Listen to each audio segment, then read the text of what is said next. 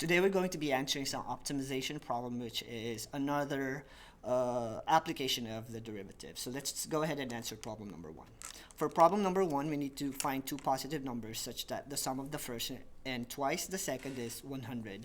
So in answering optimization problems, we always end up working with two equations. So the first equation will be on the first sentence. So two positive numbers. So let's say x is the first number and y is the second number. The equation would be x plus 2y equals 100 because the sum of the first and twice the second is 100 and the product is maximized or maximum. So x and y should be maximized. So to do derivative or to apply derivative, we are going to be working with the second equation because this is the one that we're going to maximize.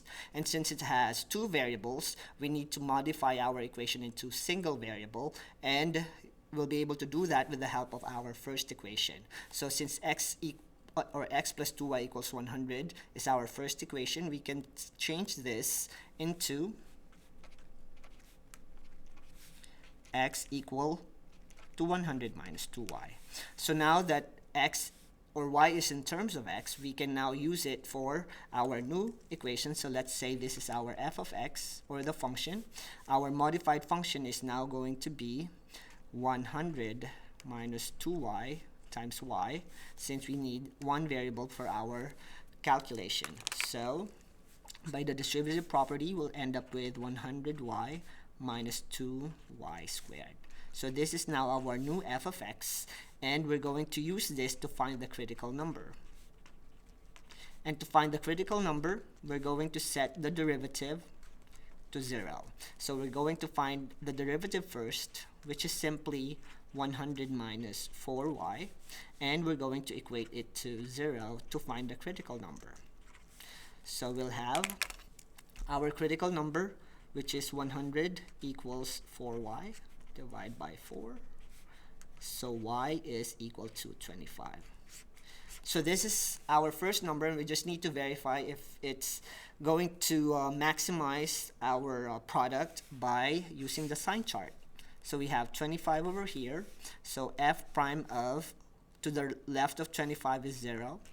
And to the right of 25 is 26. So let's check it if it's going to be a positive value or a negative value for the first substitution. So we have 100 minus 4 times 0, which is 100 minus 0. So this one is positive, and the other one will be 100 minus 4 times 26. And we know that 4 times 26 is higher than 100, so we'll end up with a negative value over here.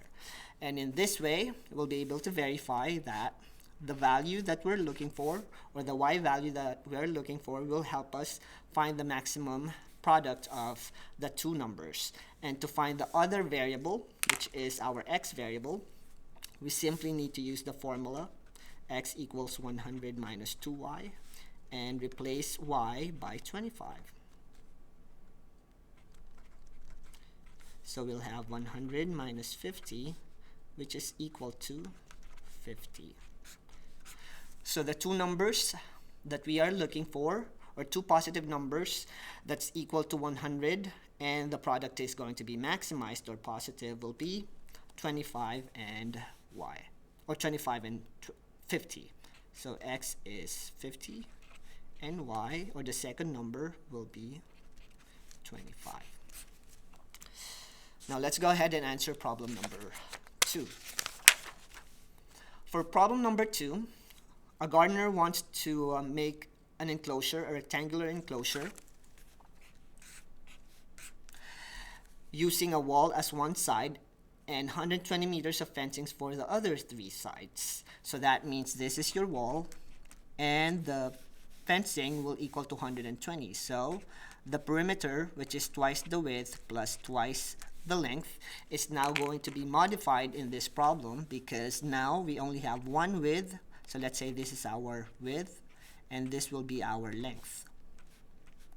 So our new equation will simply be 120 of fencing for twice the length plus the width. So this is our first equation, and the second equation will be find the value of x such that it will give us the greatest area. So area of a rectangle is given by the formula L times width, and it needs to be maximized. So once again, just like what we did in the first example, the first equation will help us find or help us modify the second equation, which is the function that we will use for our derivative by isolating one of the variables. So in this case, I will isolate w, so I will modify my equation by subtracting 2L on both sides. So I'll have 120 minus 2L is w. So now w will change into 120 minus 2L. And now my f of x is L times this. And by simplifying the equation, we'll have 120L minus 2L squared, which we are going to use to find the critical number by finding the derivative and equating it to 0. So let's go ahead and do that. F prime of x is equal to 120 minus 4L. And f prime of x, which is 0, or the critical number, is simply 120 equal to 4L divided by 4. So L is 12 divided by 4 is 3, so we have 30 for the length. And we just need to verify it using our sign chart. So f prime of 0 to the left of 30, and 0 is the easiest one to use, and f prime of 31. So using 120 minus 4L, 30. So 120 minus 4 times 30 is, it's also 120, so, 0, I'm sorry. So this is 0, so it's positive.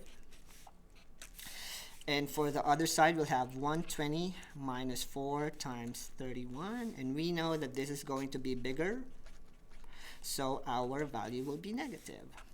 So, based on our illustration, the two values of length and width will maximize our area. So the two values that we're looking for, L is 30, and the width, which is given by this formula, 120 minus 2L, is going to be 120 minus twice of 30, which is 120 minus 60, which is 60.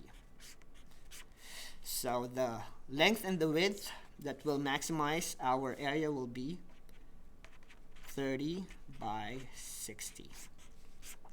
And the unit of measurement is meters.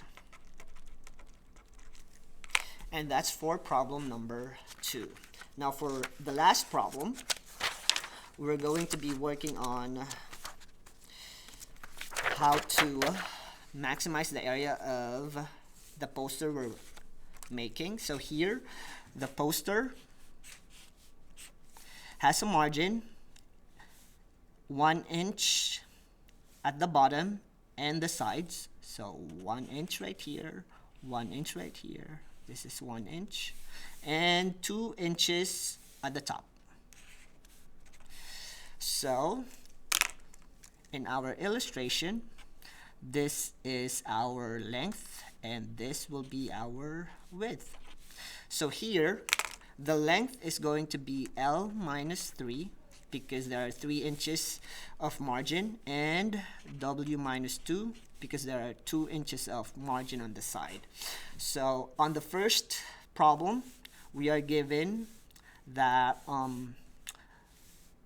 the area is equal to 180, so length times width is supposed to be 180 degrees, and we need to have the printing area to be maximized. So we will use L minus 3 and W minus 2 as the printing area to be maximized. So now we have our two equations, and we're going to use it to modify our equation. So our function will be L minus 3, and this is what we will use for our derivative. And since it has two variables, we're going to modify this by using this equation. And in this case, we can either isolate W or L.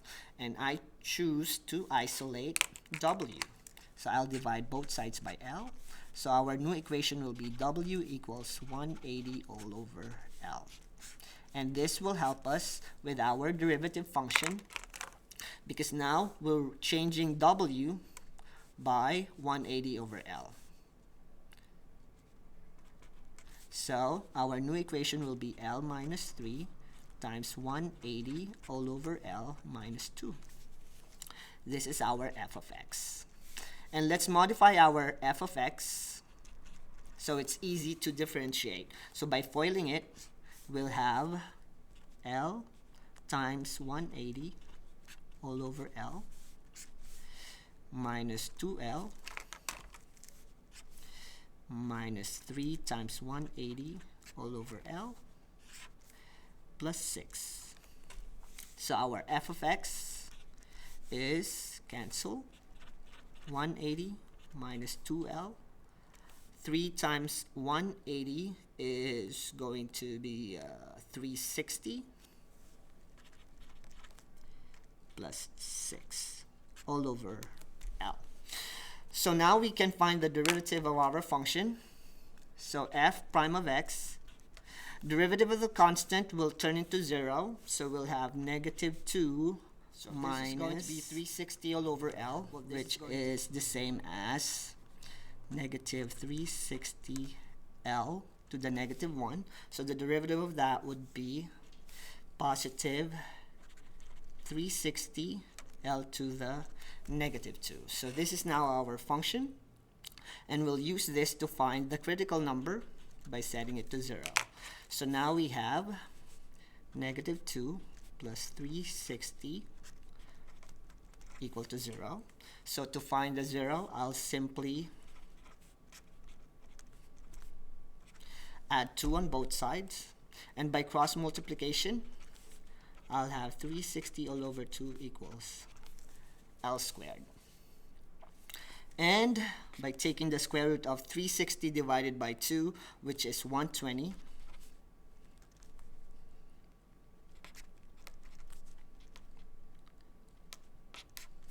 square root of 120 will be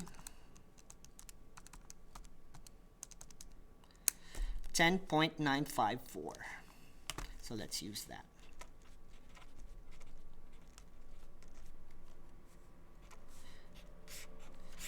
And since we are trying to maximize the area, we're going to be using the positive value of L instead of the negative value of L, because we don't want a negative length for our function. So to verify if it's going to be maximized, so we have positive 10.954. So f prime of, let's say we're using this equation. Since the denominator cannot be 0, let's use f prime of 1. And for the other side will be f prime of anything higher than 10, let's say 20. So for f prime of 1, we'll have negative 2 plus 360 all over 1 squared, which we know is going to be a positive value. And on the other side, we have negative 2 plus 360 all over square of 20, or 20 squared. So since this is going to be a value less than negative 2, this will be a negative number. So we have a maximum value at 10.954 for the length. So if our length is equal to positive 10.954, the width using the formula, which is 180 all over L, is 180 all over 10.954. The width that we're looking for is 180 divided by 10.954 is 16.432. So these are the two values that will help us find the maximum area that we can use in our poster for printing.